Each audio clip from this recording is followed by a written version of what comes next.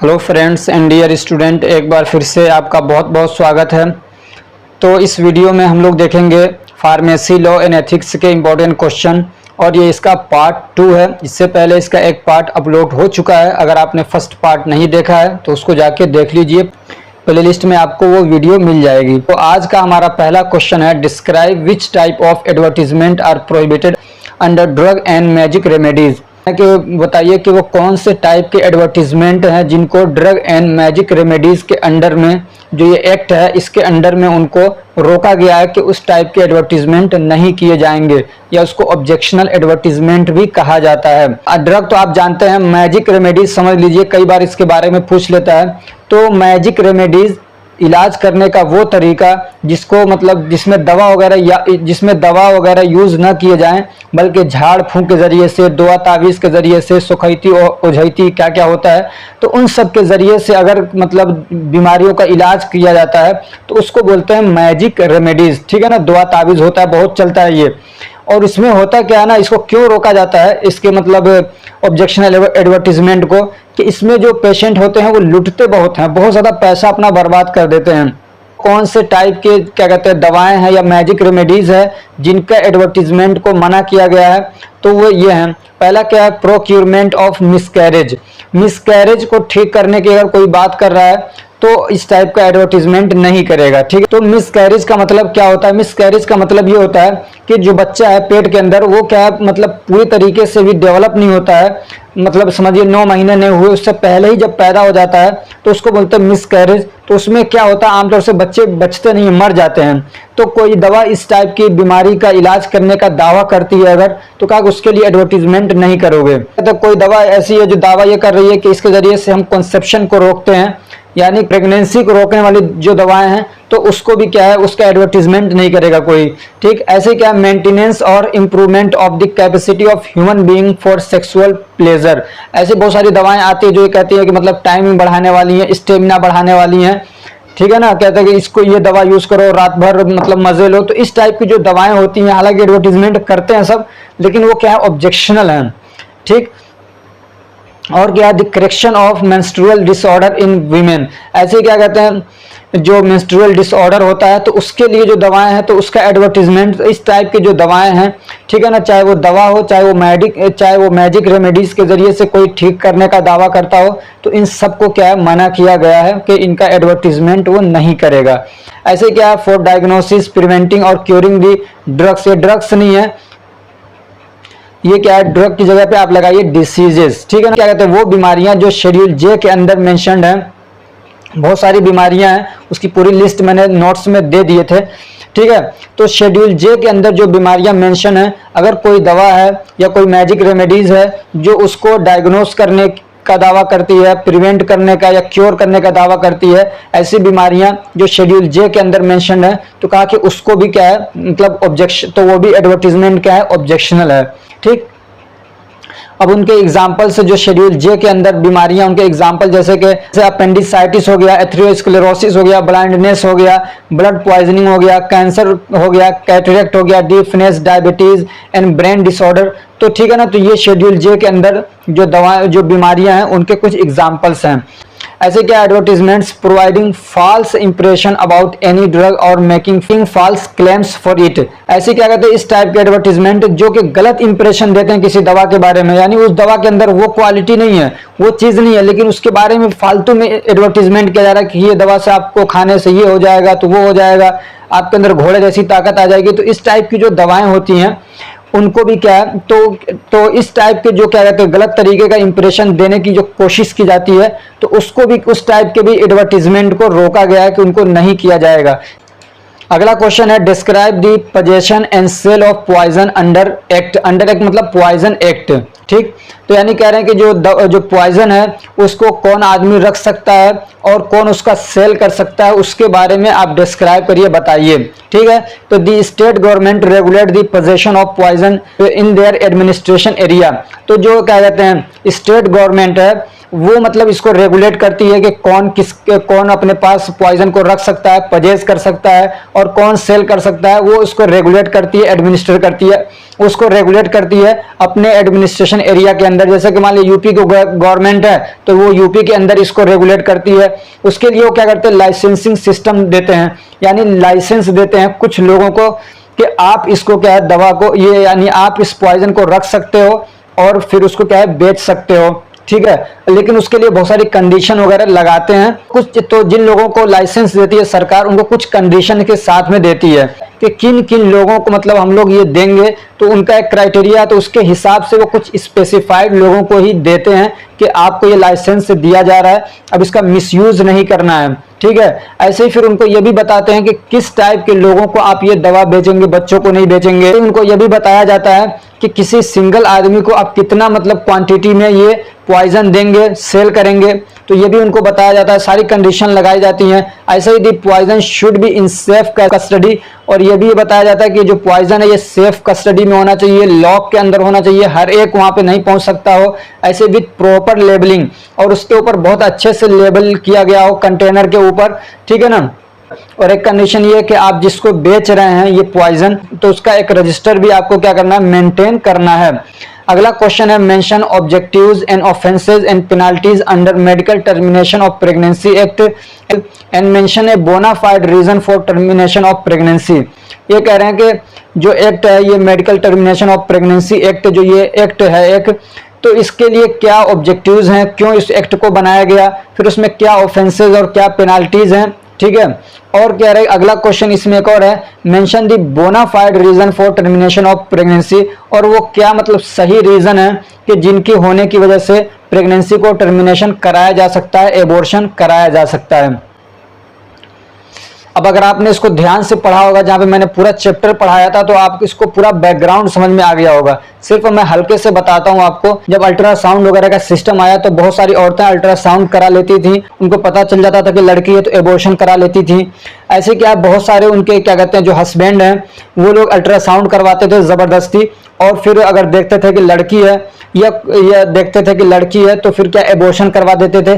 और भी दूसरे रीजन हो सकते हैं, तो ये एक क्या बड़ा रीजन था कि एबॉर्शन होता था लड़कियों का बहुत ज्यादा, ठीक है। उसकी वजह से एक दिक्कत ये भी आती थी कि उसमें ये नहीं देखा जाता था कि जो बच्चा पेट के अंदर है उसकी अभी उम्र कितनी है, ठीक है ना। एक मतलब एबॉर्शन की भी एक टाइम लिमिट होती है, उसके अंदर अगर कराया जाता है तो वो सेफ होता है, वरना मोर्टेलिटी ज्यादा होती है, ठीक है ना। यानी जिस औरत का एबॉर्शन कराया जा रहा है उसके मरने के चांसेस बहुत ज्यादा होते हैं। तो बहुत ज्यादा क्या है, मौतें होने लगी, बहुत ज्यादा डेथ का रेट बढ़ गया।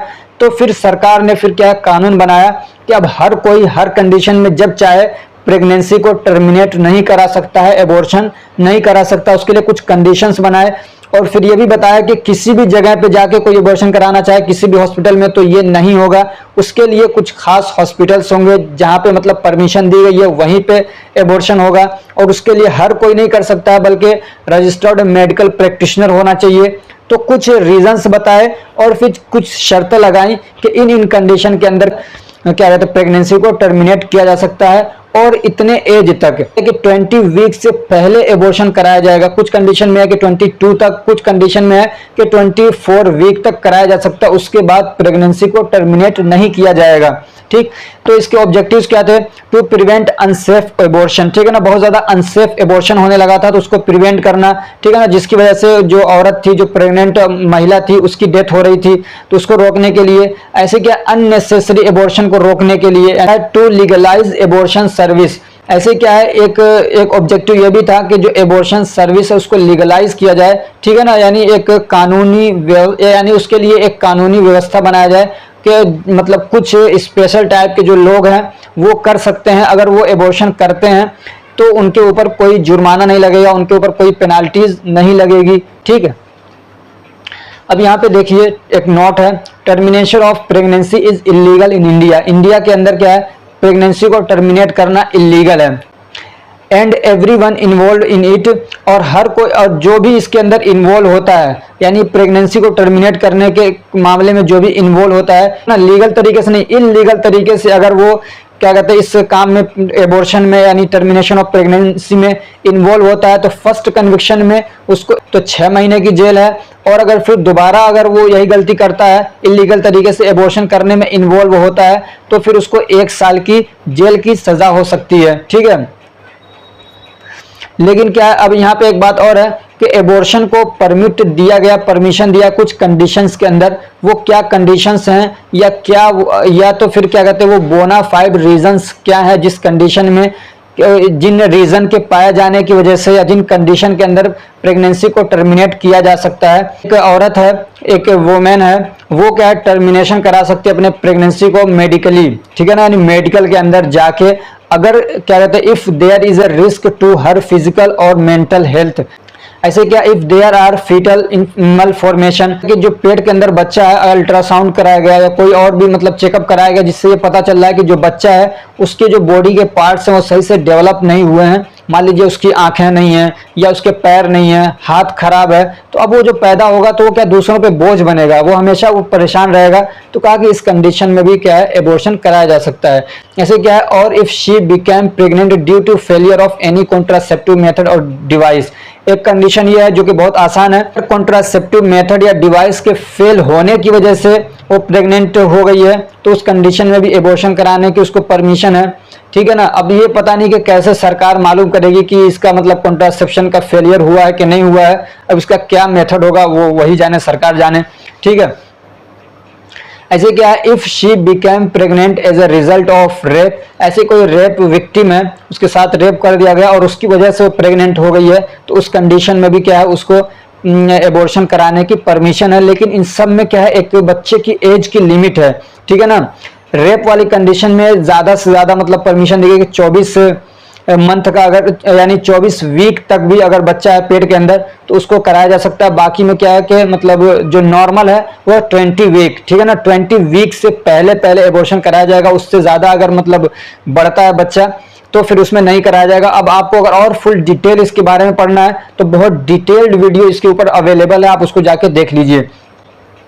अगला क्वेश्चन है जो कि काफी बड़ा क्वेश्चन है, इसमें सिर्फ इतना है कि डिफाइन फॉलोइंग्स, यानी नीचे जो टॉपिक्स दिए गए हैं इनको डिफाइन करना। इसमें से 1 नंबर का, 2 नंबर का क्वेश्चन 3 नंबर का पूछ लेता है। तो ये कई सारे टॉपिक्स हैं, एक एक को हम लोग लेते हैं। तो सबसे पहले मिस ब्रांडेड ड्रग और कॉस्मेटिक्स क्या होते हैं, मिस ब्रांडेड क्या है। ठीक है, according to drug and cosmetic act 1940 a drug और cosmetic shall be deemed to be misbranded. जो ड्रग एंड कॉस्मेटिक एक्ट है उसके अकॉर्डिंग हम लोग किन दवाओं को मिस ब्रांडेड कहेंगे, if it contains a colour which is not prescribed. तो किसी भी दवा के बनाने के लिए जो कलर बताया गया है, अगर उस कलर में वो दवा नहीं बनाई गई है तो उसको भी हम लोग कहेंगे मिस ब्रांडेड। ठीक है, ऐसे किस तरीके से उसको लेबल करने के लिए बताया गया है उस तरीके से उसको लेबल नहीं किया गया है, ठीक है ना, तो वो भी क्या है एक तरीके, तो वो भी क्या मिस ब्रांडेड है। ऐसे क्या है, जो ड्रग है या कॉस्मेटिक है उसके ऊपर जो लेबल किया गया है या कंटेनर के ऊपर या उसके साथ में जो पर्चा वगैरह दिया जाता है, ठीक है ना, दिया जाता है, उसके अंदर कोई बात ऐसी है जिसके जरिए से मतलब कुछ ऐसा स्टेटमेंट दिया गया है जो कि गलत है या मिसलीडिंग है, तो ये सारी चीजें जिसके अंदर पाई जाएंगी, चाहे एक पाई जाए या सारी पाई जाए, तो ऐसी दवा को हम लोग क्या बोलते हैं, मिस ब्रांडेड ड्रग या कॉस्मेटिक बोलते हैं। अडल्ट्रेटेड क्या होता है, तो अडल्ट्रेटेड का मतलब होता है कि जैसे कि मान लीजिए जो प्योर चीज है उसके अंदर हम लोग नकली चीज भी मिला दें, या तो जो प्योर चीज है उसके अंदर की जो असल क्वालिटी है उसको निकाल लिया गया हो। समझ में आ रही बात, आपने फार्माकोग्नोसी में इसको बहुत ध्यान से पढ़ा होगा, ये तो आपको समझ में आ रहा है कि कोई दूसरी चीज उसके अंदर मिला दिया गया। जैसे आपने देखा होगा लौंग आता है, बादाम आता है, ठीक है, तो अब लौंग के अंदर से क्या कहते हैं उसका जो तेल है उसको निकाल लिया जाए तो आदमी तो पता नहीं कर पाएगा ना कि ये असली है कि नकली है। तो इस तरीके से किसी भी दवा के अंदर कोई चीज मिला दी जाए, ठीक है ना, नकली बना दिया जाए उसको, या उसमें से उसकी जो असल क्वालिटी है, उसके जो असल मेन इंग्रेडिएंट है उसी को निकाल दिया जाए, तो वो क्या होता है, अडल्ट्रेटेड ड्रग होता है। ओपियम और कैनाबीस क्या होते हैं, तो कैनाबीस का मतलब होता है चरस। चरस आपने सुना होगा, ठीक है, ये कहाँ से हमको मिलता है, तो ये हमको मिलता है तो जो कैनाबीज प्लांट होता है उससे हमको मिलता है चरस, और ये एक तरीके का रेजिन होता है, ठीक है ना। आपने देखा होगा प्लांट को अगर हम लोग कहीं कट लगा देते हैं तो वहां से कुछ केमिकल टाइप का निकलता है, तो वो होता है रेजिन, ठीक है ना। वो अपने प्रोटेक्शन के लिए निकालते हैं वो लोग, तो वो रेजिन होता है। तो कैनाबीज प्लांट से चाहे रेजिन हो निकला हुआ उसको चरस बोलते हैं, तो वो भी कैनाबीज में आता है। ऐसे ही जो गांजा होता है, ठीक है ना, ये क्या होता है, इसका फ्लावरिंग टॉप होता है कैनाबीज प्लांट का, तो वो भी क्या है कैनाबीज के अंदर आता है। क्या ये कि मतलब ये जो ऊपर वाली चीजें इनके साथ में कोई चीज मिला दी गई हो, चाहे किसी भी तरीके से अगर इनका कंटेंट पाया जाता है तो वो सब क्या होगा, कैनाबीज होगा। और ओपियम क्या होता है, तो प्लांट है ओपियम पॉपी जिसको बोलते हैं, तो उससे क्या है एक कोगुलेटेड जूस निकाला जाता है, ठीक है ना, एक जमा हुआ जूस निकलता है, तो उसको हम लोग बोलते हैं ओपियम, ठीक है। जो ये ओपियम पॉपी है उसका जो जूस निकलता है उसके साथ में किसी और चीज को मिला लिया गया हो या इसको किसी चीज में मिला दिया गया हो, ठीक है ना, चाहे किसी भी फॉर्म में अगर ये मिलता है किसी भी जगह पे किसी भी दवा के साथ में या किसी और चीज के अंदर, तो उसको भी हम लोग क्या बोलते हैं, ओपियम बोलते हैं। डिस्प्लेस्ड पर्सन, डिस्प्लेस्ड पर्सन का मतलब ये होता है कि एक ऐसा आदमी जो पहले इंडिया के उस एरिया में रहता था जो अब पाकिस्तान के अंदर, जैसे मान लिया पंजाब वाला इलाका है, लेकिन फिर उसने क्या किया, उस एरिया को छोड़ दिया किसी भी रीजन की वजह से, ठीक है ना। जैसे कि मान लिया वहां पे सिविल डिस्टरबेंस हो गया, लड़ाई हो गई, डर हो गया, किसी भी वजह से उसने छोड़ दिया। कब छोड़ा हो, अब 1 मार्च 1947 के बाद, ठीक है ना, 1 मार्च 1947 के बाद उस एरिया को उसने छोड़ दिया और अब वो इंडिया के अंदर रह रहा हो, तो उसको बोलते हैं डिस्प्लेस्ड पर्सन। ऐसे क्या एक रजिस्टर्ड फार्मासिस्ट, तो ये तो आप अच्छे से जानते हैं कि रजिस्टर्ड फार्मासिस्ट क्या होता है। एक टॉपिक है ब्रांड एंड जेनेरिक नेम, तो ब्रांड नेम की ड्रग्स क्या होते हैं और जेनेरिक ड्रग्स क्या होते हैं। तो ब्रांड नेम ड्रग्स और इनोवेटर ड्रग, इसको इनोवेटर ड्रग्स भी बोलते हैं। तो ब्रांड नेम ड्रग्स वो दवाएं होती हैं कि जिसको किसी कंपनी ने क्या है बनाया हो खुद से, ठीक है ना, इसलिए उसको इनोवेटर ड्रग्स भी बोलते हैं। उसने अपनी रिसर्च की, उसको डिस्कवर किया, ठीक है ना, डिस्कवर आया यानी अपनी मेहनत की, अपना पैसा लगाया, फिर उस एक नई दवा को डिस्कवर किया, तो अब उसमें क्या जो दूसरी कंपनीज हैं उसको नहीं बना सकती हैं, और वो जो कंपनी है वो एक उसका नाम रखती है, ठीक है ना, उस दवा का एक नाम रखती है कि अब उस नाम से कोई दूसरी उस दवा को बना नहीं सकता है, या जब तक वो दवा पेटेंट है तब तक उस दवा को कोई दूसरी कंपनी भी नहीं बना सकती है। समझ में आ रही बात। एक तो उस नाम से कोई नहीं बनाएगा, दूसरी वो क्या होती है जो इनोवेटिव दवाएं होती हैं, अगर वो कंपनी चाहती है उसको अपने नाम से पेटेंट करा लेती है, तो अब पेटेंट वाली दवाओं को कोई दूसरी कंपनी नहीं बना सकती जब तक कि वो दवा पेटेंट है और ऑफ पेटेंट न हो जाए। अब उसकी एक लिमिट होती है 10 साल 20 साल, तो सिर्फ वही कंपनी उस दवा को बनाती है और उससे पैसे कमाती है। और जेनेरिक ड्रग नेम क्या है, वही दवा जो मतलब पहले पेटेंट थी, अब उस कोई दूसरी कंपनी उसको नहीं बना पा रही थी, उसका एक नाम रख दिया था, खुद चल रहा था वो, ठीक है। उसी दवा का जब पेटेंट जो उसका पेटेंट का टाइम है जब वो खत्म हो जाता है उसको बोलते हैं ऑफ पेटेंट, ठीक है ना। तो कोई भी ऑफ पेटेंट फार्मास्यूटिकल है, जब उसको कोई भी दूसरी फार्मास्यूटिकल कंपनीज वगैरह बनाने लगती हैं, इस पावर के साथ में, जिस स्ट्रेंथ और जिस डोज में या जिस तरीके से वो पुरानी दवा बनी थी सेम वैसे ही दवा बनाई जाती है, उसकी क्वालिटी भी सेम वैसे ही होती है, ठीक है ना। जो एक ब्रांड ड्रग नेम है तो उस, लेकिन इसमें क्या है, अब इसमें नाम कुछ अलग रखा जाता है उसका। अब हो सकता है कि जो उसका केमिकल फॉर्मूला हो वही नाम रख के कोई कंपनी बनाए या कुछ अपनी तरफ से उसका एक नाम दे दे, तो वो होती है जेनेरिक, तो वो होती है जेनेरिक ड्रग। तो ब्रांड नेम जो दवाएं होती है वो महंगी होती हैं और जो जेनेरिक ड्रग होती हैं वो सस्ती होती हैं। बाकी फर्क सिर्फ, ठीक है ना, और उनके क्वालिटी में, उनके स्ट्रेंथ में, काम करने में, परफॉर्मेंस में कोई फर्क नहीं होता है। ट्रेडमार्क एंड पेटेंट लॉ, इसके बारे में आपको जानना है। तो ट्रेड नेम कॉन्सेप्ट क्या है, तो कोई भी दवा है, कोई भी चीज है, तो कोई भी क्या कंपनी जो बनाती है उसको तो ऑफिशियली एक उसका नाम दे देती है, ठीक है ना। ऑफिशियली क्या है, एक उसका नाम देती है ताकि उसका जो कंपनी का ब्रांड है वो ब्रांड एक मतलब फेमस हो सके, उस ब्रांड को पहचाना जा सके, ठीक है ना। अपनी दवा की पहचान के लिए, प्रोडक्ट के लिए, प्रोमोट करने के लिए एक नाम रखा जाता है, तो उसको बोलते हैं ट्रेड नेम, ठीक है ना। ये जैसे कि मान लीजिए ऑफ पेटेंट दवा है, जैसे पहले के वो पेटेंट दवा थी, ब्रांड नेम से बिक रही थी, उसी दवा को दूसरी कंपनी बना रही है, तो अब उसने क्या किया, दूसरा एक नाम रख दिया। वो नाम तो रख नहीं सकती है, दूसरा एक नाम अपने हिसाब से एक रख देती है, तो उसको हम लोग बोलते हैं ट्रेड नेम। का एग्जाम्पल है जैसे कि पैरासीटामोल है, बहुत सारी कंपनियां बनाती हैं, तो कोई उसका नाम कालपाल रख देता है, कोई पैनाडोल रख देता है, कोई डोलो रख देता है। एक ही अलग अलग नाम कंपनियों ने अपने ब्रांड बनाने के लिए, अपनी कंपनी को फेमस करने के लिए रख दिया, तो वो होता है ट्रेड नेम। अब इंट्रोडक्शन टू पेटेंट लॉ का भी कई बार पूछ लेता है कि पेटेंट लॉ है एक, तो उसका इंट्रोडक्शन कराइए। तो आप पेटेंट तो आप समझ ही चुके हैं कि कोई भी कंपनी है उसने क्या किया, अपना मतलब कोई इन्वेंशन किया, कोई नई दवा बनाई, ठीक है ना, अपना उसने क्या डिस्कवर किया, पैसे लगाए, मेहनत किया, लोगों को लगाया, सब टाइम लगाया, एक नई दवा बनाती है जब कोई कंपनी, तो वो होती है, तो कंपनी तो वो उसको क्या कराती है, पेटेंट करा लेती है। यानी कि इस दवा को अब मैं ही बेचूंगी, कोई दूसरा नहीं बेचेगा, कंपनियां अपने लिए उसको पेटेंट करा लेती है। तब उस पेटेंट के लिए कई सारी क्या है रूल और रेगुलेशंस बनाए गए हैं कि कब तक ये रहेगा, कौन इसको बना सकता है, नहीं बना सकता है, किस मतलब दवा को हम लोग पेटेंट बोलेंगे, नहीं बोलेंगे, तो वो सारी चीजें उसके अंदर हैं। और उस वक्त में क्या जो भी राइट्स होते हैं पेटेंट दवा के लिए वो उसी कंपनी के लिए होते हैं, कोई दूसरी कंपनी उससे ना तो बेच सकती है, ना बना सकती है, ना डिस्ट्रीब्यूट कर सकती है, उसी का सारा राइट होता है। तो मान लीजिए कोई भी कंपनी है वो किसी दवा के बारे में ये दावा करती है कि मैंने इस दवा को इन्वेंट किया है, इसको मैंने डिस्कवर किया है, उसको मैं पेटेंट कराना चाहता हूं, तो उसके लिए कुछ कंडीशंस हैं, ठीक है ना, उसको बोलते हैं पेटेंट एलिजिबिलिटी, ठीक है ना, कि उसके लिए क्या मतलब एलिजिबिलिटी होना चाहिए। सबसे पहला क्या, नोवेल्टी होना चाहिए, यानी उस जैसी दवा कभी बनी ही नहीं हो, ठीक है, और क्या, नॉन ऑब्वियस होना चाहिए, अब ये कि जो इन्वेंशन हुआ है वो पहले से रिकॉग्नाइज्ड ना हो, यानी किसी और ने उस पर काम ना किया हो, उसने मतलब एक फार्मूला दे दिया हो और वो बेचारा मर गया और उसी के नाम पे इन्होंने बना के उसको आगे पेश कर दिया। तो कहा कि ऐसा नहीं होना चाहिए, नॉन ऑब्वियस होना चाहिए, यानी उसके रिगार्डिंग कोई पहले से, यानी उसको पहले से रिकॉग्नाइज न किया गया हो, डॉक्यूमेंट न किया गया, लिखा न गया हो, या किसी भी फॉर्म में उसको यूज न किया गया हो, तब वो, ठीक है ना, तो ये कंडीशन ये है। और क्या है, वो यूजफुल होना चाहिए और इंडस्ट्री लेवल पे वो एप्लीकेबल भी होना चाहिए, यानी उसको बनाया भी जा सकता हो, ठीक है। अब एक टॉपिक है ANDA और NDA। ANDA यानी एब्रिविएशन न्यू ड्रग एप्लीकेशन, ठीक है। तो ये क्या होता है, तो कोई भी क्या कहते हैं, पहले से कोई मतलब ब्रांड ड्रग थी, ठीक है, कोई ब्रांड नेम वाली दवा थी, अब जब वो उसका टाइम पीरियड खत्म हो गया और दूसरी कंपनियां उसको बनाना चाहती हैं, तो उससे पहले उनको एप्लीकेशन देना पड़ता है FDA को, ठीक है ना, और वहां से वो अप्रूवल लेते हैं कि इस दवा को हम लोग अब बनाने जा रहे हैं। तो वहां से फिर FDA क्या करता है, उसकी सेफ्टी वगैरह को देख के फिर अप्रूवल देता है, तो वो होता है एब्रिविएटेड न्यू ड्रग एप्लीकेशन। और जब एक मरतबा FDA अप्रूवल दे देता है किसी भी एप्लीकेशन को, तो अब जो एप्लीकेंट है वो उससे दवा बना सकता है, मार्केट में लाके बेच सकता है, ठीक है।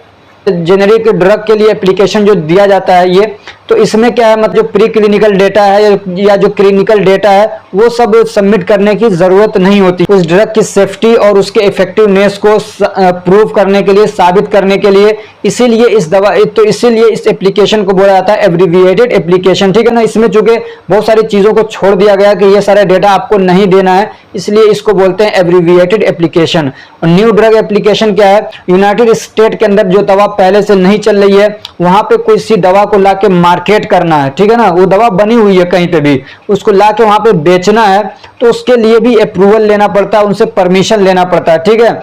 जो FDA है, US FDA, उससे अप्रूवल लेना पड़ता है। जब वो क्या कहते हैं, मतलब सेटिस्फाई होते हैं, डेटा सारा देखते हैं, बहुत सारी चीजें वो रिक्वायर करते हैं, मांगते हैं, वो सारा डेटा देखने के बाद फिर वो क्या है, अप्रूवल देते हैं कि हाँ, इस दवा को लाके आप हमारे यहाँ पे आप बेच सकते हो। अब वो क्या क्या देखते हैं, तो यहाँ पे लिखा हुआ पढ़ लीजिए, टाइम कम है इसलिए मैं आगे स्किप कर रहा हूँ। अब एक है सेंट्रल रजिस्टर। सेंट्रल रजिस्टर क्या होता है, तो क्या कहते हैं, जो फार्मेसी काउंसिल ऑफ इंडिया है, ठीक है ना, उसको सेंट्रल काउंसिल भी बोलते हैं, तो उसके जरिए से जो फार्मासिस्ट का रजिस्टर मेंटेन किया जाता है उसको बोलते हैं सेंट्रल रजिस्टर, ठीक है। एक है ड्रग एंड कॉस्मेटिक। ड्रग क्या होता है, यानी ड्रग की डेफिनेशन क्या है, आपने पढ़ा होगा ड्रग एंड कॉस्मेटिक एक्ट। तो ड्रग किसको बोलते हैं, कॉस्मेटिक किसको बोलते हैं, तो ड्रग के अंदर क्या क्या चीजें आती हैं, a medicine for the internal और external use of human being और एनिमल। कोई भी दवा है जो कि क्या कहते हैं, चाहे एनिमल के यूज के लिए हो, चाहे वो ह्यूमन के यूज के लिए हो, चाहे वो इंटरनल यूज के लिए हो, चाहे एक्सटर्नल यूज के लिए हो, उस सब को हम लोग क्या बोलते हैं, ड्रग बोलते हैं। तो कोई भी दवा जिसको ट्रीटमेंट करने के लिए बनाया गया हो या प्रिवेंशन के लिए किसी बीमारी को कम करने के लिए, डायग्नोस करने के लिए, चाहे एनिमल में हो चाहे कहते हैं ह्यूमन में हो, तो उसको भी क्या बोलते हैं हम लोग, ड्रग में लेते हैं।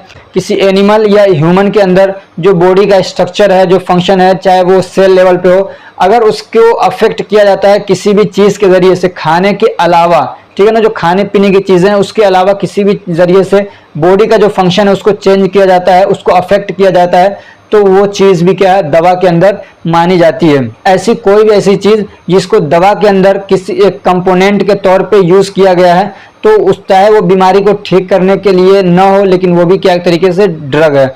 कॉस्मेटिक क्या होता है, तो कॉस्मेटिक मीन्स एनी आर्टिकल्स और thing which is used for cleaning, beautifying और प्रोमोटिंग अट्रैक्टिवनेस। कोई भी चीज जिसको यूज किया जाता है क्लीनिंग के लिए, सफाई के लिए, ब्यूटी खूबसूरती बढ़ाने के लिए, या क्या कहते हैं अट्रैक्टिवनेस को बढ़ाने के लिए, तो उस सब को क्या बोलते हैं, कॉस्मेटिक बोलते हैं। एक है मैजिक रेमेडीज, ठीक है ना, आप मैं बता भी चुका हूं। तो मैजिक रेमेडीज का मतलब क्या होता है, it includes mantra, talisman, kavacha and other things, ठीक है ना। तो इसमें क्या होता है, जो मंत्र वगैरह होता है, दुआ तावीज जो होता है, या कुछ कवच वगैरह पहनाए जाते हैं। कवच मुझे खुद नहीं समझ में आता क्या होता है ये कवच, तो इसके बारे में मालूम करूंगा आगे मैं, और इस पर थोड़ा सा, ये चूंकि किताबों से नहीं समझ में आएगा, इसमें जो मतलब लोग इस फील्ड में हैं वो बताएंगे, ठीक है ना। तो इस टाइप की जो चीजें हैं जो claims A miraculous power for treatment, prevention, mitigation and diagnosis of disease in human being और एनिमल्स, ठीक है ना। तो इस टाइप की जो चीजें हैं वो ये दावा करती हैं कि मतलब वो एक तरीके से मिरिकलस, यानी उसको बोलते हैं करिश्माती, ठीक है ना। मिरिकलस का मतलब होता है, मिरिकल होता है ना, मिरिकल यानी करिश्मा बोलते हैं, कुछ ऐसा काम कि जो दूसरे लोग ना कर पाते हों, ठीक है ना। यानी बिना कोई दवा यूज किए, बिना कोई सामान यूज किए कुछ ऐसा इफेक्ट दिखा देना जो दूसरे लोग ना कर पा रहे हो, तो उसको बोलते हैं मिरिकल, ठीक है। तो इस टाइप के जो ट्रीटमेंट, तो इस टाइप की जो चीज है जिसके जरिए से ट्रीटमेंट किया जा रहा है, किसी बीमारी को रोका जा रहा है, या बीमारी को कम करने का दावा किया जा रहा है, बीमारी को डायग्नोस करने का दावा किया जा रहा है, तो उस सब को हम लोग क्या बोलते हैं, मैजिक रेमेडीज। ये मंत्रा, तिलिस्मान और कवचा, ये 3 वर्ड्स को याद रखिएगा, ठीक है। इसमें दवा वगैरह यूज नहीं होती है, बीमारी को ट्रीट करने के लिए, उसको प्रिवेंट करने के लिए, उसको इफेक्ट को कम करने के लिए, डायग्नोस करने के लिए, तो वो होता है मैजिक रेमेडीज। अगला क्वेश्चन है define medical devices and give their classification. ये कह रहे मेडिकल डिवाइसेस क्या होते हैं उसको बताइए और उनकी क्लासिफिकेशन दीजिए। तो मेडिकल डिवाइस यानी कोई भी ऐसी चीज जिसको मतलब मेडिकली यूज किया जाता है, या बीमारी को ट्रीट करने के लिए, डायग्नोस करने के लिए, बीमारी को रोकने के लिए, बीमारी के कंडीशन को समझने के लिए, किसी भी तरीके से कोई भी चीज अगर यूज होता है, मतलब बीमारी से रिलेटेड समझिए, तो वो क्या होता है, मेडिकल डिवाइस होता है। दवा तो आप जानते हैं, दवा के अलावा, ठीक है ना, जो डिवाइस वगैरह हैं तो वो क्या होता है, मेडिकल डिवाइस होते हैं। इनकी क्लास क्या है वो समझ लीजिए। तो इनको 4 क्लास में बांटा, किसी जगह पे आपको 3 क्लासेस मिलेंगी। तो एक होता है लो रिस्क, एक होता है लो मॉडरेट रिस्क, एक होता है मॉडरेट हाई रिस्क, और एक होता है हाई रिस्क। तो इन 4 कैटेगरीज में इनको बांटा गया है। लो रिस्क का मतलब ये है कि उनको यूज करने की वजह से बॉडी को कोई बहुत तगड़ा रिस्क नहीं पहुंचेगा उससे, ठीक है ना। उससे उसकी वजह से जो रिस्क है किसी इंसान को, वो क्या है, बहुत लो है। जैसे कि मान लीजिए थर्मोमीटर है, अगर थर्मोमीटर मान लीजिए अगर गलत बना दिया गया तो उससे क्या रिस्क होगा, समझ में आ रही बात। मान लीजिए थर्मामीटर है, उसको अगर गलत बना दिया गया तो उससे कोई खास मतलब इफेक्ट नहीं पड़ने वाला है। ऐसे क्या है, जो लो मॉडरेट रिस्क वाला है तो इसमें क्या था, जैसे कि हाइपोडर्मिक नीडल्स हैं, नीडल मतलब वो सुई जिससे लगाते हैं, ठीक है। तो मान लीजिए वो उसको सही से नहीं बनाया गया तो कोई बहुत ज़्यादा मतलब उससे बॉडी को डैमेज होने के चांसेस नहीं है। लेकिन जो उसके मुकाबले में कुछ हाई रिस्क, लेकिन उसके मुकाबले में क्या कहते हैं, जो मॉडरेट हाई रिस्क वाली चीज़ें हैं, जैसे कि लंग वेंटिलेटर हो गया, अगर मान लीजिए वो खराब है और पेशेंट को लाए वेंटिलेटर पे आप चला रहे हो, चल ही नहीं रहा है, तो पता चला कि पेशेंट क्या होगा, मर जाएगा। लेकिन मान लीजिए थर्मोमीटर खराब है, तो एक खराब है तो आदमी हाथ से भी चेक कर लेता है, और कई तरीकों से क्या है, मतलब बुखार को चेक किया जा सकता है। तो इसके खराब होने में क्या है, मतलब इतना रिस्क नहीं है। इसके वाले में भी बहुत ज़्यादा रिस्क नहीं है, लेकिन इसमें क्या बहुत ज़्यादा रिस्क है। और इसके मुकाबले में जो हाई रिस्क वाली जो मतलब मेडिकल डिवाइसेज हैं, अगर वो खराब हुए तो उससे बहुत तगड़ा रिस्क पहुंच सकता है। जैसे कि हार्ट वॉल्व है, मान लीजिए पूरा सर्जरी करके हार्ट वॉल्व लगा दिया और वो काम ही नहीं कर रहे हैं, जो पुराना था, जो थोड़ा बहुत काम कर रहा था, उसको भी निकाल दिया, तो अब क्या है, अब तो मरेगा ही मरेगा। एक तो अभी ऐसे सर्जरी हुई है, समझ में आ रही बात। तो ये 4 कैटेगरी में बांटा गया। अब इसमें क्यों कैटेगरी में बांटा गया है कि इसके लिए ना बहुत ज़्यादा मतलब रेगुलेटरी कंट्रोल की ज़रूरत नहीं होती है, इसके लिए थोड़ा कम है, यानी इसके मुकाबले में इसमें थोड़ा सा ज़्यादा रेगुलेटरी कंट्रोल की ज़रूरत है, और इसमें और ज़्यादा है। और इसमें क्या है, रेगुलेटरी कंट्रोल की ज़्यादा, और इसमें क्या है, रेगुलेटरी कंट्रोल की जो रिक्वायरमेंट है वो बहुत ज़्यादा, यानी इनको बहुत अच्छे से चेक किया जाएगा, बहुत अच्छे से देखा जाएगा कहीं ख़राब तो नहीं है। अगला क्वेश्चन है, what is BCS system of classification. BCS system of classification क्या है उसको बताना है। तो BCS सिस्टम ऑफ क्लासिफिकेशन का मतलब क्या है? बायोफार्मास्यूटिक्स क्लासिफिकेशन सिस्टम, ठीक है ना। तो ये क्या होता है? तो ये एक सिस्टम होता है which classify the drugs substance on the basis of their minimum aqueous solubility and intestinal membrane permeability. तो ये एक सिस्टम होता है जिसके जरिए से ये देखा जाता है कि जो ड्रग सब्सटेंस है जिसके जरिए से दवा बनाई जाएगी तो उसकी क्या कहते हैं, एक्वस के अंदर अगर उनको मतलब घोला जाए तो उसकी सोल्युबिलिटी कितनी है, ठीक है ना। और उसमें क्या देखा जाता है कि जो पीएच रेंज है 1 से लेकर 7 के अंदर उसके घुलने की जो क्या कहते हैं जो कैपेसिटी है वो कितनी है, ठीक है। और फिर इंटेस्टाइन के जरिए से वो हमारी बॉडी के अंदर एब्जॉर्ब होता है, तो उसको एब्जॉर्ब होने की उसके अंदर एबिलिटी कितनी है, उसी को बोलते हैं इंटेस्टाइनल मेम्ब्रेन परमिएबिलिटी, ठीक है। तो चूंकि दवा बना रहे हैं तो अगर दवा मान लीजिए पेट में जाके सोल्यूबल नहीं हो रही, घुल नहीं रही है तो भी नहीं काम करेगी, या घुल तो रही है वो क्या मतलब हमारे इंटेस्टाइन के थ्रू बॉडी के अंदर नहीं जा रही है तो भी क्या वो काम नहीं करेगी। तो ये दवा बनाने के लिए एक पैरामीटर होता है सब्सटेंस को देखने के लिए, ठीक है ना। तो बायोफार्मास्यूटिक्स क्लासिफिकेशन सिस्टम समझ में आ गया क्या होता है। अब इनको 4 तरीके से क्लासिफाई किया गया है।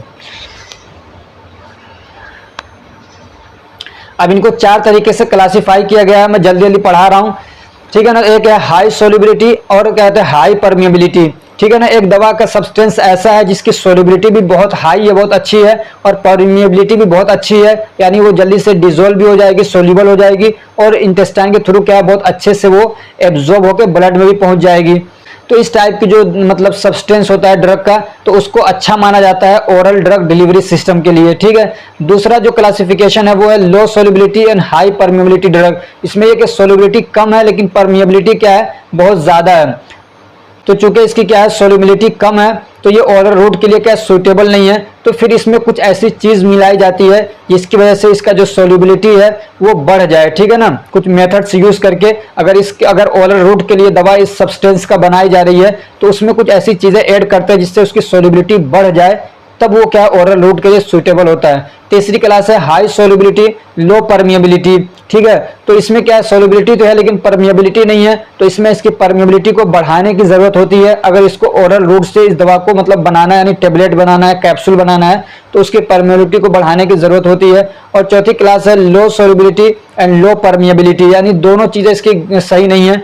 तो अब ये क्या कहते हैं मतलब ओरल रूट से इसको देना बिल्कुल भी सही नहीं है। एक क्वेश्चन है right A note on consumer protection act 2019। Consumer protection act क्या है उसके ऊपर एक नोट लिखिए। ये तो इस एक्ट को क्यों लाया गया, इसका क्या मकसद था, तो क्या to protect the interest of consumers, जो कंज्यूमर्स हैं उनके इंटरेस्ट को प्रोटेक्ट करने के लिए या उनको फायदा पहुंचाने के लिए, उनके हितों को बचाने के लिए, या ये भी कह सकते हैं कि कंज्यूमर को धोखा न दिया जाए, कंज्यूमर के साथ फ्रॉड न किया जाए। अगर किसी ने फ्रॉड कर दिया है तो उसको फिर मुआवजा दिलाया जाए, अगर पेशेंट को नुकसान पहुंच गया है तो उस नुकसान की तलाफी करवाई जाए, उसको मुआवजा दिलाया जाए। तो इन सब काम के लिए बनाया गया कंज्यूमर प्रोटेक्शन एक्ट। और दूसरा क्या था, to ensure fair trade practice, और जो भी मतलब सामान को बेचा जा रहा है, बनाया जा रहा है, तो उसको क्या अच्छे से अच्छा बनाया जाए, फेयर उसको किया जाए, मतलब एकदम साफ सुथरा, उसमें कोई मतलब क्या कहते हैं झोल ना हो, उसमें किसी भी तरह की कोई गड़बड़ी वगैरह ना हो। तो इसलिए इस एक्ट को बनाया गया, ठीक है। और ये क्या कहते हैं, ये जो एक्ट है ये कहाँ पे एप्लीकेबल होता है, तो कोई भी प्रोडक्ट है, कोई भी सर्विस है, ठीक है ना। प्रोडक्ट खाने वाली चीजें भी हो गई, या कोई सर्विस है जो कि बेची जाती है इंडिया के अंदर, ठीक है, चाहे वो इंडिया के अंदर मैन्युफैक्चर हुआ हो, चाहे बाहर से उसको मतलब इंपोर्ट किया गया हो, तो ये सब पे क्या होता है लागू होता है। अब कंज्यूमर कौन होता है, तो कंज्यूमर वो होता है जो किसी भी चीज को मतलब खरीदता है, ठीक है ना, किसी भी चीज को खरीदता है जिसके लिए वो पैसा पे करता है, या किसी सर्विस को खरीदता है जिसके लिए पैसा पे करता है, या किसी दूसरे के लिए खरीदता है और उसको पैसा पे करता है, सर्विस हो या सामान हो, तो वो सब क्या होता है कंज्यूमर होता है। अब वो पैसा पे करने में हो सकता है कि उसने उधार लगाया हो या कैश में उसने पैसा उसको दे दिया हो, चाहे ऑनलाइन पेमेंट किया हो, चाहे उधार लगाया हो, वो भी क्या है अगर उसने मतलब सामान लिया है तो उसको भी हम लोग कंज्यूमर बोलते हैं। अब एक चीज यहाँ पे कंज्यूमर के राइट्स क्या हैं, ठीक है, तो राइट टू सेफ्टी, यानी सामान जो है वो सेफ होना चाहिए। दूसरा क्या है राइट टू बी इन्फॉर्म, और दवा है या कोई भी सामान है तो उसके बारे में इंफॉर्मेशन, यानी इसके अंदर क्या क्या इंग्रेडिएंट्स मिलाए गए हैं, उसकी एक्सपायरी क्या है, तो और भी जो इंफॉर्मेशन हैं वो भी क्या बताना जरूरी है क्या कहते हैं कंज्यूमर को। ऐसे क्या कहते हैं राइट टू चूज।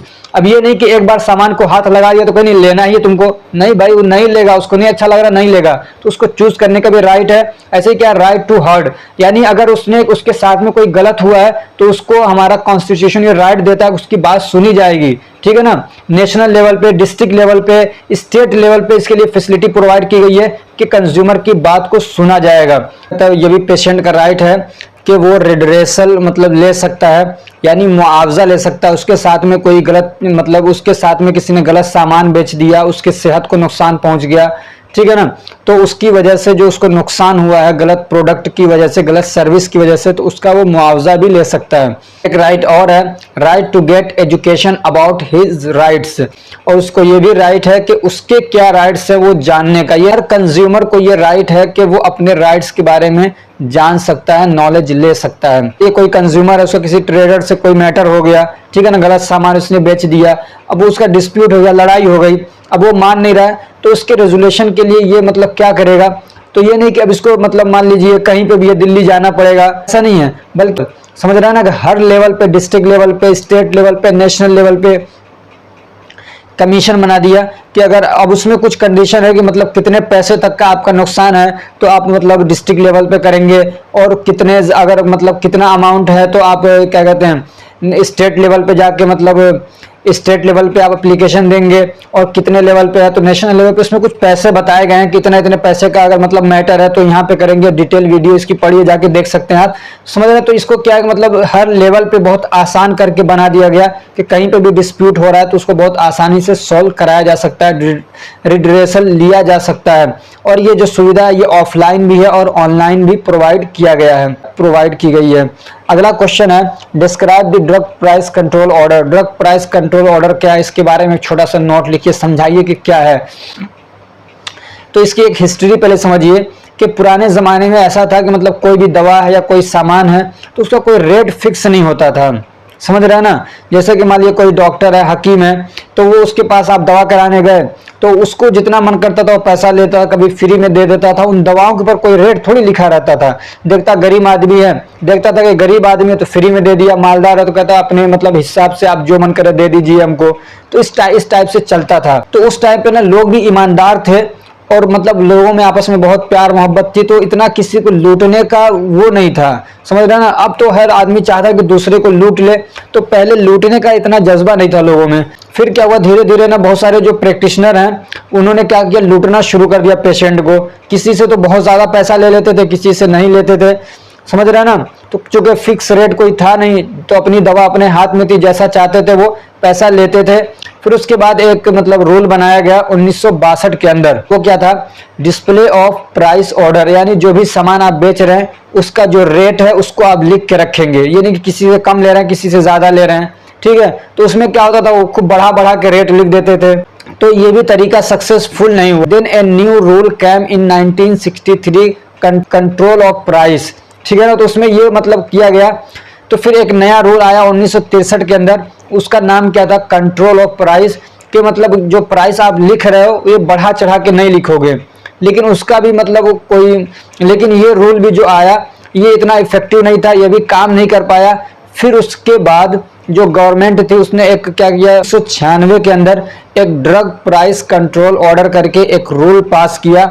ये जो रूल था ये आता था एसेंशियल कमोडिटी एक्ट के अंदर, ठीक है। तो इसने क्या किया, दवाओं की एक लिस्ट बना दी, ठीक है ना, यानी जो एसेंशियल दवाएं हैं, जो बहुत ज्यादा यूज होने वाली दवाएं हैं, तो उनकी एक लिस्ट बना दी और फिर उनके मैक्सिमम प्राइस भी तय कर दिए कि ये दवा, ठीक है ना, आप इससे ज्यादा रेट में नहीं बेच पाओगे, ठीक है। अब उसका पूरा एक सिस्टम होता है कि मतलब वो जो कंपनी दवा बना रही है तो वो उसने रॉ मटेरियल कितने में खरीदा, उसको सामान बनाने में कितना खर्चा आया, समझ में, मजदूरी कितना दिया उसने, तो सारा जो कैलकुलेशन निकाल के फिर उसको देते हैं कि इतना % आप कमा सकते हो, उससे ज्यादा रेट आप उस दवा का नहीं लगा सकते हो। तो दवाओं की एक लिस्ट बना दी गई एसेंशियल दवाओं की, ठीक है ना, नेशनल लेवल पे, और फिर उनके रेट क्या किया, फिक्स कर दिया गया। ये सिस्टम चल रहा है और दवाओं की जो रेट फिक्स होती हैं वो इसके तहत होती हैं।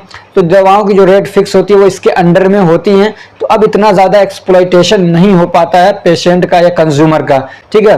अब इसका ऑब्जेक्टिव्स क्या था, तो ये था कि to ensure availability of all essential medicine at reasonable price. जो भी जरूरी दवाएं हैं, ठीक है ना, जिसकी जरूरत बार बार लोगों को पड़ती रहती है, दूसरी जो टाइप की दवाएं जो मतलब कभी कभार रेयरली यूज होती हैं, तो वो दवा कम बिकती है, तो कोई क्या मैन्युफैक्चर कंपनी उसको बनाएगी नहीं। अगर उसका भी रेट फिक्स कर दिया गया तो उसमें तो लोग ज़्यादा कमा लेते हैं, ठीक है ना। लेकिन ये जो दवाएं, जो एसेंशियल दवाएं हैं, उसमें रेट मतलब क्या है, फिक्स है, उससे ज़्यादा नहीं बना, उससे ज़्यादा रेट वो नहीं लगा सकते हैं। तो ये कहा कि जो एसेंशियल दवाएं हैं उसके लिए एक रीजनेबल प्राइस, यानी हाँ चलने लायक, जो क्या कहते हैं ना, जो समझ में आए, तो उस टाइप की प्राइस फिक्स किया गया। और दूसरी बात यह कि जो दवा का रेट फिक्स किया जा रहा है तो उसके हिसाब से दवा की जो क्वालिटी है वो घटिया नहीं होना चाहिए, डिक्लाइन नहीं होना चाहिए, समझ रहे हैं ना। जैसा कि दवा का प्राइस है उसी हिसाब से उसकी क्वालिटी भी होनी चाहिए। एक क्वेश्चन है और ये आखिरी क्वेश्चन है, mention the role of all government pharma regulator body. एक क्वेश्चन पूछता है, mention the role of all government pharma regulator bodies. जो आपका सिलेबस है उसमें दिया है all government pharma regulator body, इसका रोल बताना है। तो उसके आगे वहां पे ये भी दे दिया कि CDSCO, यानी इसके बारे में आपको पढ़ना है, उसका रोल बताना है, यानी central drug standard control organisation CDSCO, इसके बारे में आपको क्या करना है, इसके रोल बताना है, इसका क्या रोल है, ठीक है। तो पहले ये समझिए कि CDSCO क्या है ये। तो ये भी क्या है, एक नेशनल लेवल पे रेगुलेटरी अथॉरिटी है या रेगुलेटरी बॉडी है, ठीक है ना।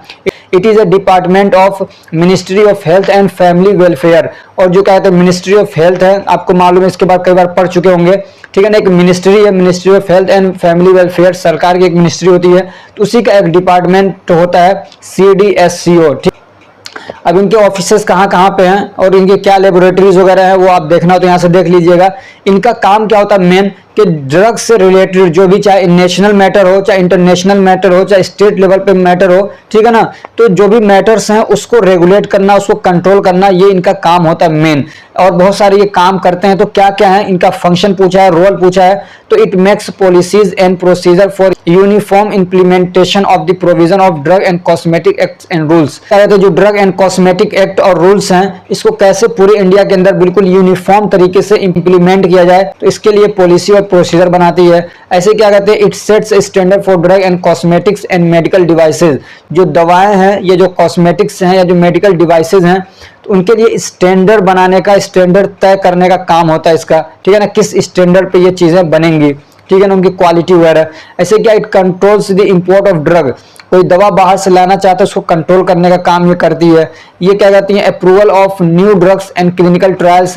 कोई नई दवा बनाना चाहता है या क्लिनिकल ट्रायल्स करना चाहता है तो उसको अप्रूवल लेना पड़ता है इनसे। ऐसे क्या, it acts as a licence providing authority for approval of certain licence. तो ये कुछ, ये क्या है, एक तरीके से लाइसेंस भी प्रोवाइड करने का काम करते हैं। कुछ खासी लाइसेंस है, सारे लाइसेंस नहीं। जैसे कि दवा को इंपोर्ट करना है तो उसके लिए लाइसेंस देने का काम करते हैं ये। ऐसे ब्लड बैंक कोई बनाना चाहता है तो लाइसेंस लेने की जरूरत है तो उनको लाइसेंस देते हैं ये।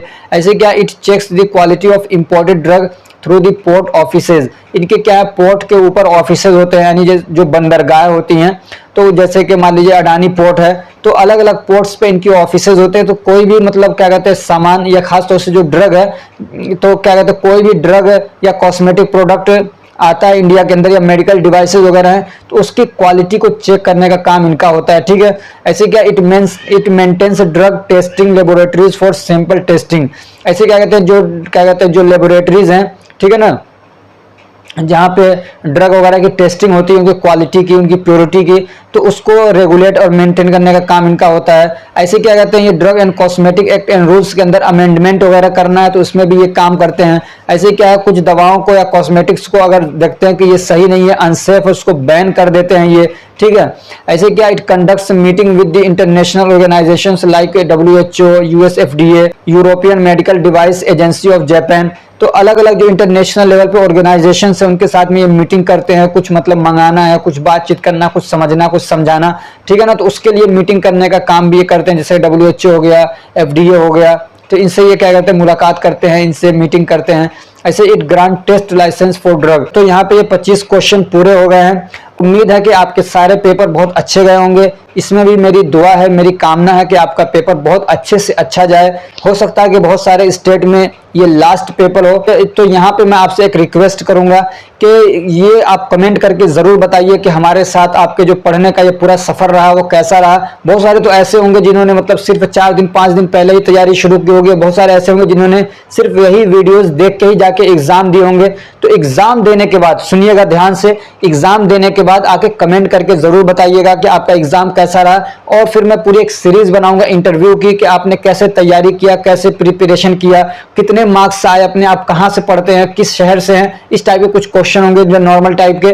तो उसमें ज़रूर आप आके शरीक होइएगा, हिस्सा लीजिएगा, आप उसका एक हिस्सा बनिएगा, ताकि उसके ज़रिए से और भी जो स्टूडेंट्स हैं, जो आने वाले हैं, जो आपकी पिछली पीढ़ी है, उनको फ़ायदा पहुँच सके कि उनको कैसे तैयारी करनी है। तो अगर ये हमारी कोशिश आपको अच्छी लगती है तो और भी लोगों को एसआर फार्मेसी के बारे में बताइए, हमारे चैनल को प्रमोट करिए, सपोर्ट करिए, ताकि मैं खुल के और अच्छे से काम कर सकूं। इसके साथ आप मुझे दीजिए इजाज़त। Thank you so much for watching.